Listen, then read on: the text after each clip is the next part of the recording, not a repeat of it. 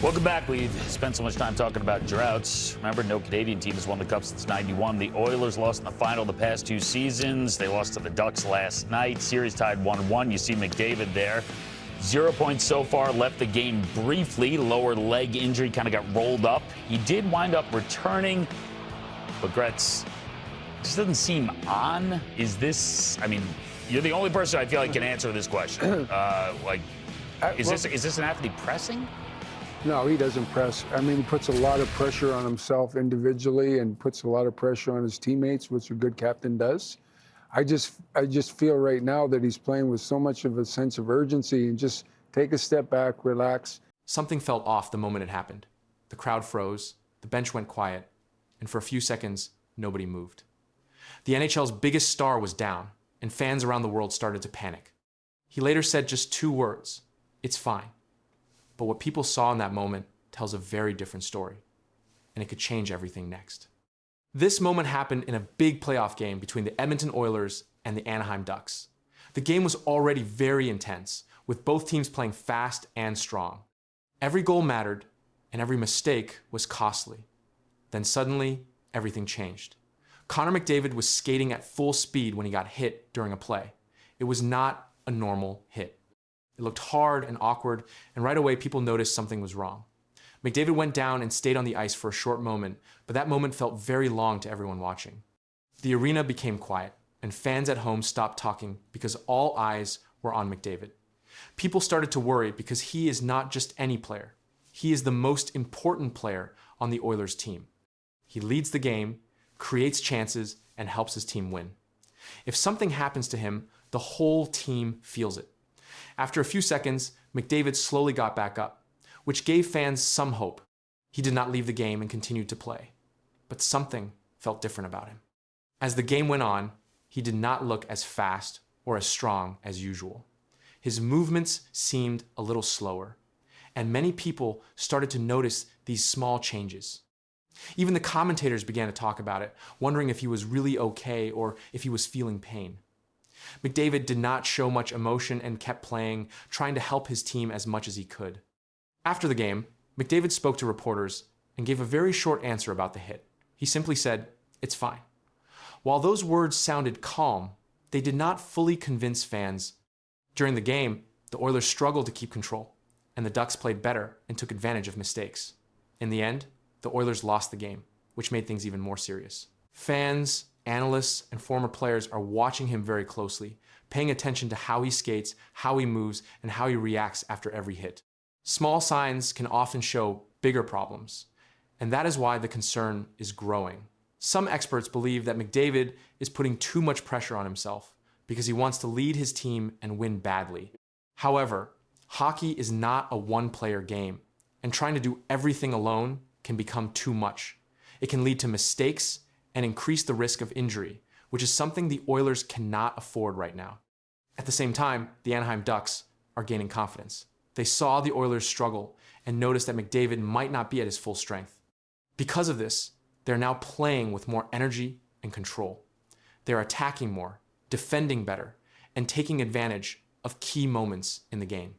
This is how momentum works in sports, where one game or one moment can completely shift the direction of a series. For the Oilers, the next game is very important. They need to respond with a stronger performance and give better support to McDavid. The team cannot depend only on him because that could lead to more problems. Other players must step up, score goals, and help control the game. The defense must stay strong, and the goalie must make important saves. It has to be a full team effort if they want to win. At the same time, McDavid needs to be careful with his body. He cannot take too many risks or push himself too hard if he is not fully ready. One more big hit could make things worse, and that is what fans are worried about. Many people remember situations like this where a player said they were fine but later faced bigger problems. That fear is real, and it is why every moment matters now. Every move McDavid makes is being watched closely because this is no longer just about one game. It is about the entire series and possibly even more. If McDavid stays healthy and strong, the Oilers still have a chance. But if something goes wrong, everything could fall apart. That is why the next game could decide everything. A single punch changed the pace of the game in seconds. In the middle of a heated playoff clash, Brandon Hagel dropped his gloves and struck Slafkovsky with a right hand that sent him down to the ice. The moment unfolded fast, and within moments, it became the most replayed sequence of the night. The game between the Tampa Bay Lightning and the Montreal Canadiens had already been physical before the fight began. Players on both sides had exchanged contact along the boards. The pace remained high, and officials allowed play to continue through several heavy hits. That pressure built shift after shift, and it carried into the sequence that followed. Seconds later, Hagel and Slafkovsky engaged directly. Both players dropped their gloves without delay. They squared up near the play, and the exchange began almost immediately. Hagel stepped forward and delivered a right hand that connected clean. Slafkovsky fell backward to the ice right after contact, and the officials moved in quickly to stop the fight. Video from multiple angles shows the punch landing without obstruction. The contact point was clear. Slafkovsky did not continue the exchange after the hit. The officials separated both players and halted play.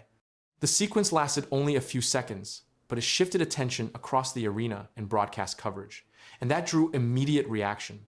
You get hit, so what? You're going to have to take a punch sometimes to get back up and fight again, and to his credit, was able to do so. Reports describe the moment in direct terms. One account stated Hagel lands one punch, KO Slafkovsky. Another described it as a one-punch knockout. The language used across reports remained consistent in describing the speed and outcome of the exchange. The footage spread across platforms within minutes of the incident, and that increased the reach of the moment. Slafkovsky remained down briefly after the fall. Medical staff and teammates moved toward him as officials maintained space around the scene. He was able to get up under his own power shortly after. The stoppage allowed both benches to reset, but the focus remained on the aftermath of the hit, and that held attention across the broadcast. The Canadiens bench responded after the sequence. Players remained engaged physically in the following shifts. The Lightning maintained their pace as well. The game did not slow down after the incident.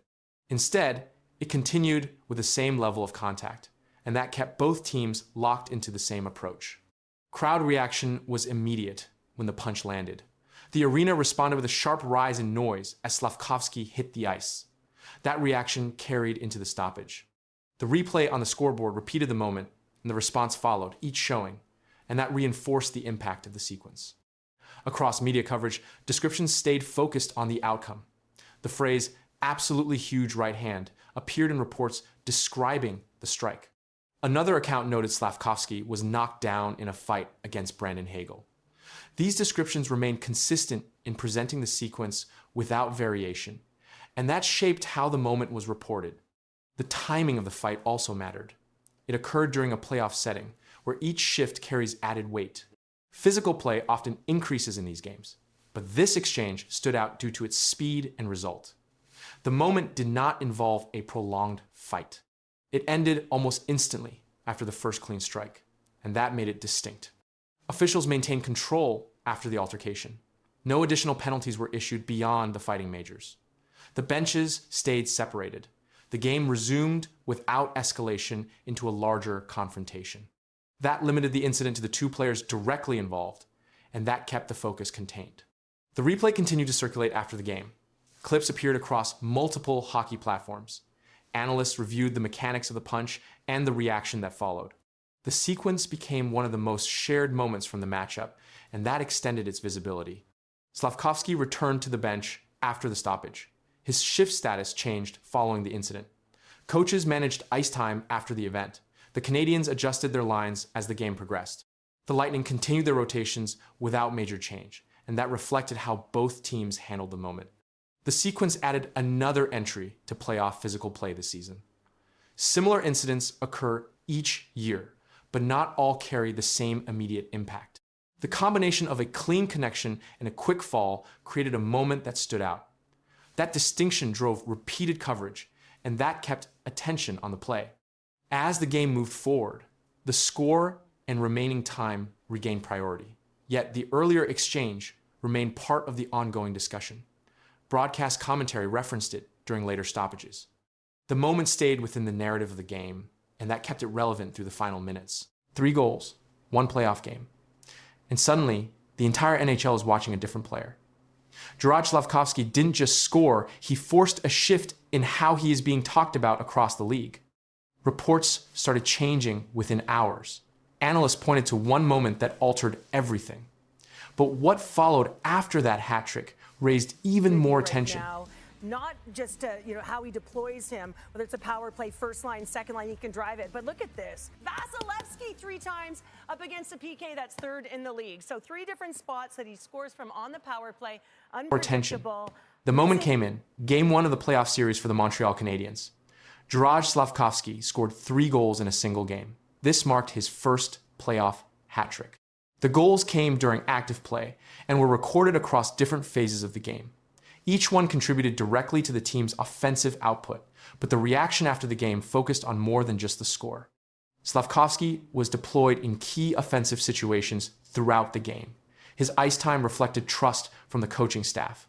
He was present in scoring areas and maintained positioning near the net. Reports described how he converted chances created during structured plays. The Athletic stated that he delivered when it mattered most, placing emphasis on timing and execution during playoff pressure. Before this game, Slafkovsky's development had been tracked closely. He was selected first overall in the 2022 NHL draft. His early NHL seasons included periods of adjustment.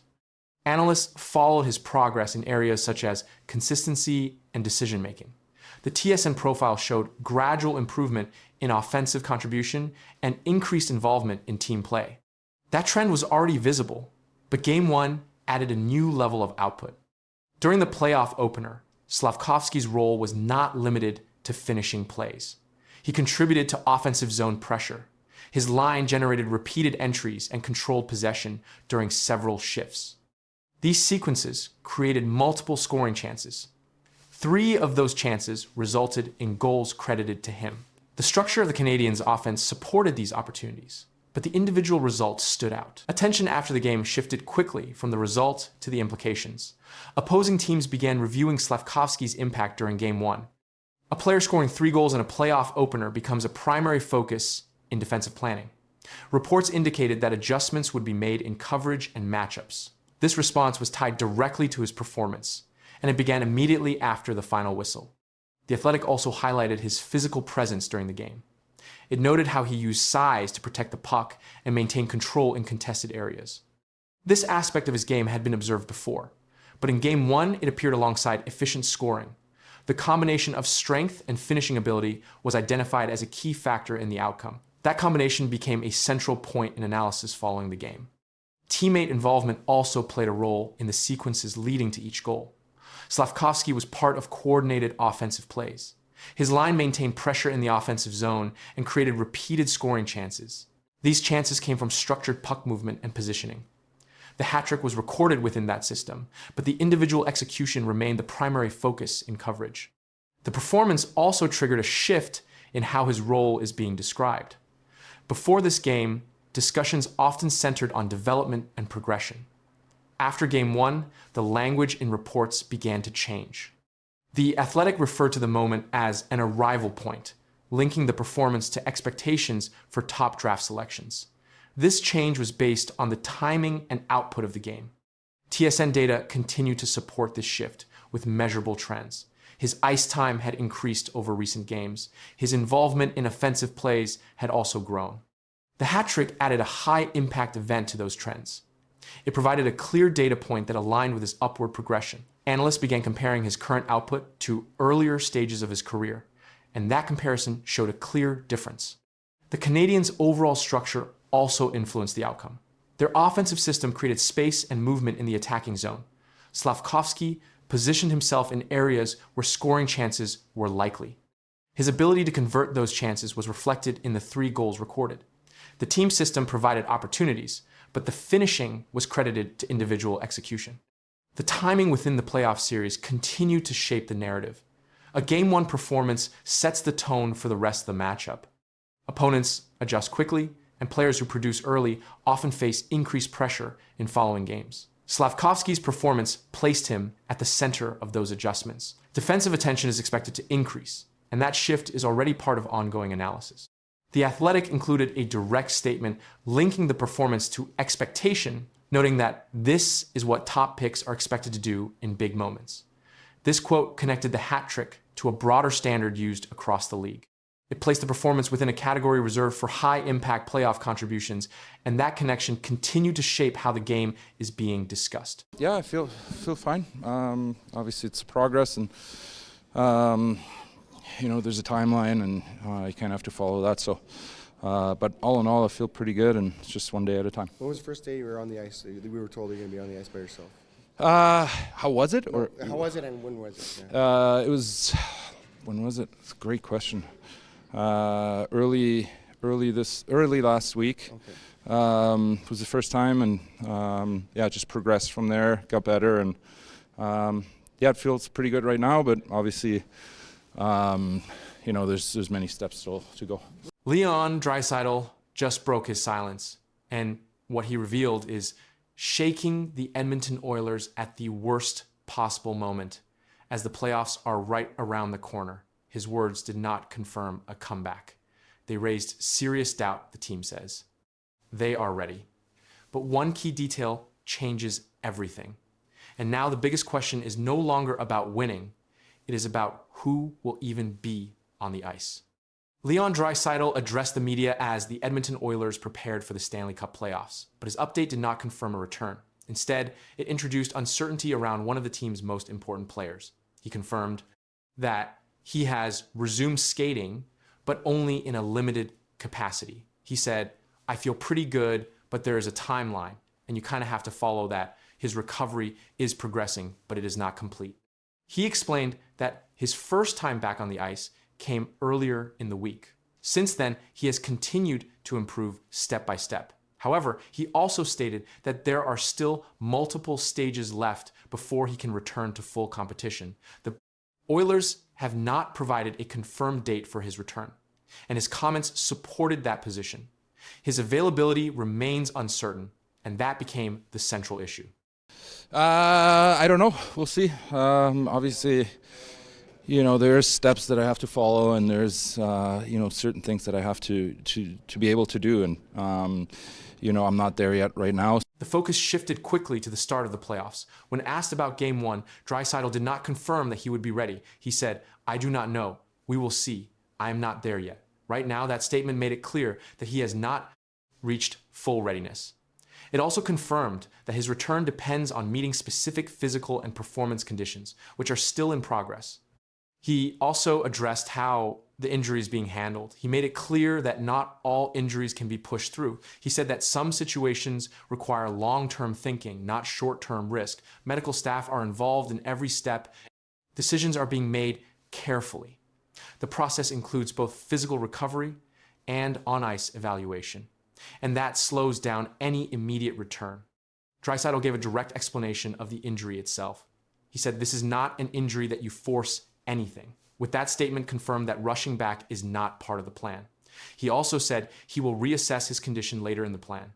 Weak, depending on how he feels, he could return at the start of the playoffs or later in the series. No final decision has been made. He also noted that the team has shown strong stretches of play. He said there has been some really good hockey during this period. This indicates that the Oilers are still competing effectively even without one of their top players. However, he also acknowledged that consistency is still developing. That leaves room for improvement before the playoffs begin. Draisaitl explained that this style of play is something the team has been working toward all season. He said it is what we have been searching for all year that connects recent performances to long-term team goals. It also shows that the Oilers are adjusting their game as they prepare for postseason competition. Even while not playing, Draisaitl remains involved with the team. He said that watching games from the outside is difficult. He explained that it becomes more intense when games carry higher importance. However, he also noted that it is not easy to provide constant input from that position. The game looks different from outside the ice, and that limits how much he can influence during play. He said that if teammates ask for input, he will share his view. Otherwise, he allows them to play without interference. This reflects a balanced approach to leadership. He remains present, but does not disrupt the flow of the team that approach. Keeps the focus on players who are currently on the ice. When discussing playoff positioning, Draisaitl made it clear that the team is focused on finishing the regular season in a strong position. He said they want to stay near the top of their division. At the same time, he stated that the team is